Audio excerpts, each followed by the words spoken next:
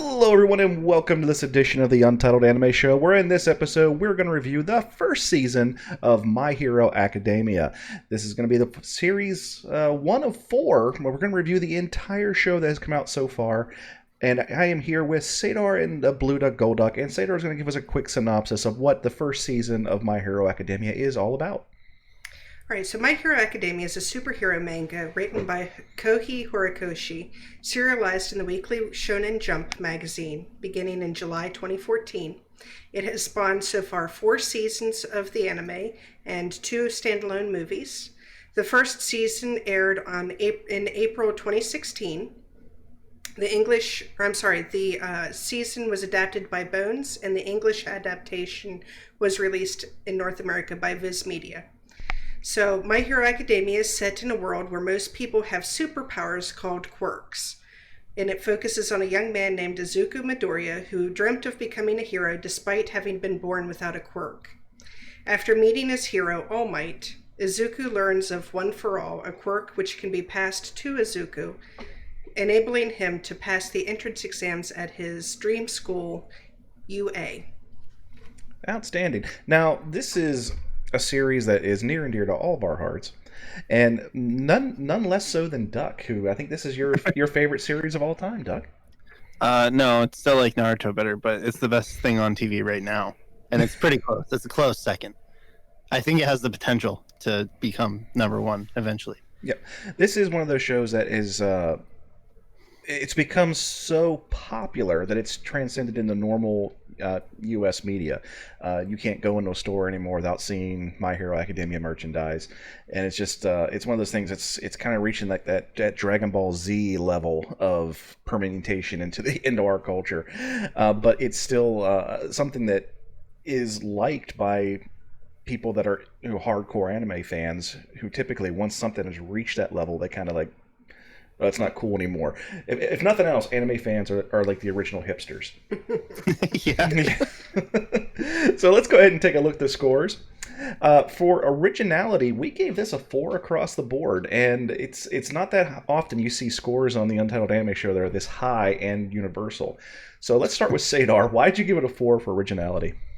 Well, I thought the overall world of My Hero Academia, with the quirks and the unique name for the quirks, which are the superpowers of the heroes and all, was pretty unique. But I had to dock it a little bit because the central theme of the great and powerful master, in this case top hero, passing on his knowledge, his wisdom, and in this case his quirk to the up-and-coming hero, is a theme that we've seen in a lot of animes in the past, and other media for that matter. As I say, I wouldn't even say just anime, because this is the same reason I docked to the point was it's not... We're saying that the superhero aspect is, it's a relatively new concept, but the concept of we're going to try to get into the school we really want to get into, and we're going to pass down the knowledge from the masters, blah, blah, blah. I mean, it's essentially Harry Potter even. You could even make that comparison.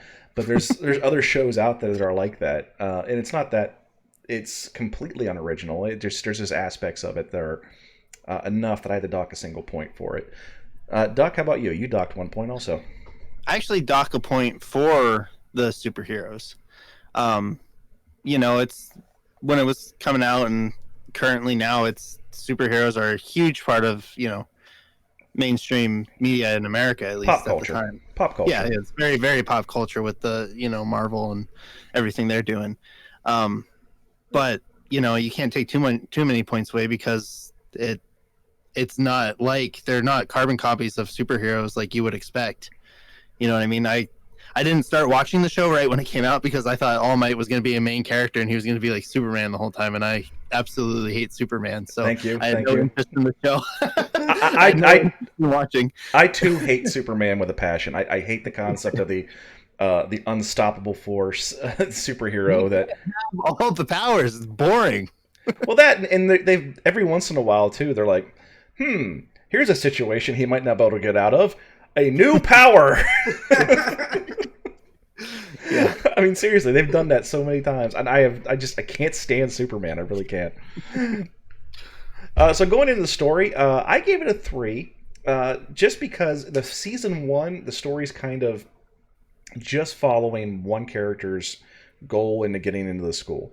That's really the main story arc. And the biggest thing I could think of when I was trying to remember what would be a good analogy on this, in Rocky, there is a montage where Sylvester Stallone is getting ready for the big fight. And it's not Rocky 1, it's Rocky 2. I'm sorry, it's Rocky 2. And him and Apollo are training, and you hear the freaking Eye of the Tiger. And that's what makes that scene good, is you're playing Eye of the Tiger. Season 1 is that montage without Eye of the Tiger. It is essentially the main character trying to get buff. And it's just Drag this refrigerator across the beach to get strong. yeah. I mean, and we needed Eye of the Tiger. I think that's the thing. So story wise, Sadar and Duck, you both gave this a 4. Sadar, why'd you give it a 4? Well, I thought it deserved a little bit better than just crashing it because of the lack of Eye of the Tiger. I think I think the story in season 1 is not as engaging as it gets to be later, but I think season 1 focuses very heavily on building the foundation that we're going to need to be able to progress in later seasons, and I think that they really did a good job of doing that. I appreciated knowing a little bit about Izuku's backstory, and I appreciated knowing about some of the characters who are closest to him and how those relationships have been in the past, so that we can watch them evolve in the future. And I enjoyed, it's not often in anime that we get a non-tragic mom character, which Izuku totally has. He's very close with his mom. That relationship continues. We get to see Izuku as a little boy living with his mom. You know, that happy childhood is probably one of the most unique things, in my opinion, about My Hero Academia is Izuku's backstory, aside from being born quirkless, isn't that tragic. Or at least not the typical trope of my parents were killed by an evil man when I was an impressionable infant. So yeah, I thought the first season story made sense in building the foundation that we need for future seasons. Okay. Sorry about my tangent there. No, I fully support it. And you're absolutely right. That is a trope that I'm really tired of seeing. And yeah, they definitely did break the mold on that one, I suppose. Duck, you gave it a 4 as well. Yeah, I don't know if I can add much to what Zadar said.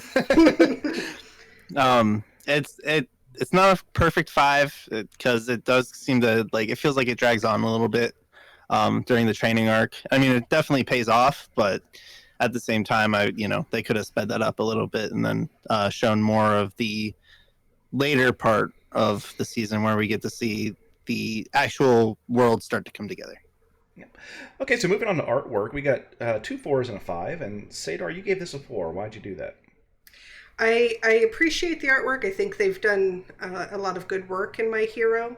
The reason I had to dock it is in season 1, my favorite character is All Might. And it's very jarring to me that when he's All Might, his face changes and it's expressionless and dark, and he doesn't have eyes, he just has black holes. And it just seems very cut off from the animation of all the other characters in the series. Yeah, it is a very vibrant show. It's not much dark to it. You do have a tendency to change it to a more dark hues when the bad guys are around, the League of Villains, but for the most part it's very, very bright and flamboyant, and other than Eraserhead, everyone's very very non-Batman.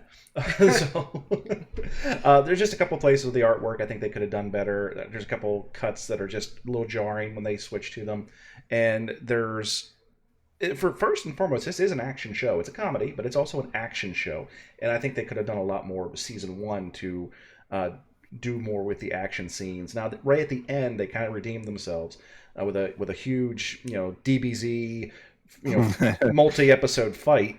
So, but for the most part, in the beginning, it's more or less just it almost feels like a slice of life.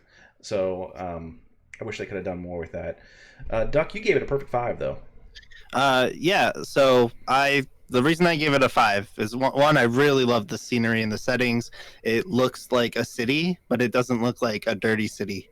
You know, like it looks like Looks like yeah, Japan, dude. that could be a place to live. Okay, well, yeah, but I'm used to like New York and like Philadelphia when I think of a city. So, um, and then like can't sleep on that sunset scene, on the beach. And then, but mostly the reason I give it the most amount of points here is because of the character, the cast. Like you look at UA or the classroom once he gets to the school, and if you don't know anything about My Hero, you're not picking out the main character of the story. They're all unique and different and colorful and lively, and they're like lots of attention to detail on all these little things about all these little characters. I absolutely agree, and honestly, if like the picture you're seeing on screen right now, the main character Deku, if he was not in the forefront of the picture, you would not really be able to pick it out who is the main character. He's actually the most boring out of all of them. So, moving on to depth, we have a 3.45, and I gave it a 3 just because it's really there is not a whole lot of depth to it. We don't find out a lot of backstory on characters that will end up being key pivotal characters. Now, this is something that changes in the later seasons, but for the most part, we are focused on Deku becoming the greatest superhero, the successor to All Might. Especially when he says, "Eat this." But for the most part, there's a couple characters I really wanted to see more on, and there's no real real world building when it comes to what's going on outside of this one story. So that's the only reason I cut scores on the depth. Sadar, you gave this a 4. Yeah, I can agree with what you're saying about we didn't really get a lot of backstories on the side characters, but a lot of the side characters didn't really show up towards the end until the end of the season. And so I'm going to go back to my score on story here. I think the first season, it was an abbreviated season. They had to focus a lot on building the foundation that they were going to build on. And for me, the big depth in this season is the history between Midoriya and Bakugo and how they've grown up together. And I appreciated seeing how Deku idolized Bakugo and how their growth together changed their relationship over time, with Bakugo just beating Midoriya down and hating on him and mocking him and all of that. And after this huge power differential, they end up at the same UA classroom, and suddenly they're on equal terms, and Bakugo's not, king of the classroom anymore. And that transition to me this season was really special. And we see that a lot then going on as their relationship continues to evolve and grow. And I think, as far as the foundation goes for allowing the depth later, I thought this season really did a good job. Yeah, there was something you touched on there we haven't mentioned yet. This first season was only 13 episodes. It was abbreviated. The seasons going forward are your standard 24 episode series. For whatever reason, season 1 was only 13 episodes. I think they were focused on that one story arc, and that was it. And a possibility a lot of times is we don't know if we're going to be a season 2, so we might as well give the fans something. So that being said, a lot of this criticism is going to be an effect of only having that abbreviated season. So, Duck, you gave this a 5 on depth. Yeah, I believe part of this was influenced by how far deep into the other characters that I know the show's going to go. So, like, what I mean? There's 20 of them. How can they all have a chance in the limelight? How can we all, see them, act at, all at one or in one show? And we kind of see nods to it when they do the 2v2 hero villain acting thing in that tower. Mm-hmm. And then again, when we see at the end of the season, when we see the students split up, they all kind of get chances in the limelight in that little series because they're in smaller groups, so that we get to see them, like, how their quirks work, not just like a description of what their quirks are. So I do think it deserves like a 4.5 or a 5 here because of the cast of 20 characters all getting a chance. Okay, well then we come to a binge, and we got a perfect 4 across the board on this. And Sadar, why don't you kick us off? I binged the heck out of this. I didn't start watching My Hero Academia until it was a couple seasons in. It didn't really pop for me right away. But when I did start watching, I binged the heck out of it. But I have to say, going back and watching the first season again is hard because Midoriya has evolved a lot through the seasons. But going back to when there was snot running out of his nose in every episode, and he was screaming with the waterworks and crying, it's kind of painful to get through, but it's totally worth it. Yeah, I give this a 4 also, and I think we're on the same page here, Sadar. For the first season, Deku cries constantly. When he's happy, when he's sad, when he's hungry, when he's confused, when he's got a poo. He cries all the damn time. He's got very big feelings. He's got very big feelings for such a little guy. And it is obnoxious. Now, I did binge the first season, but as Sadar just said, going back and trying to watch the season over again, yeah, it's got its moments. It's fun. But there's definitely like, God dang, boy, shut up.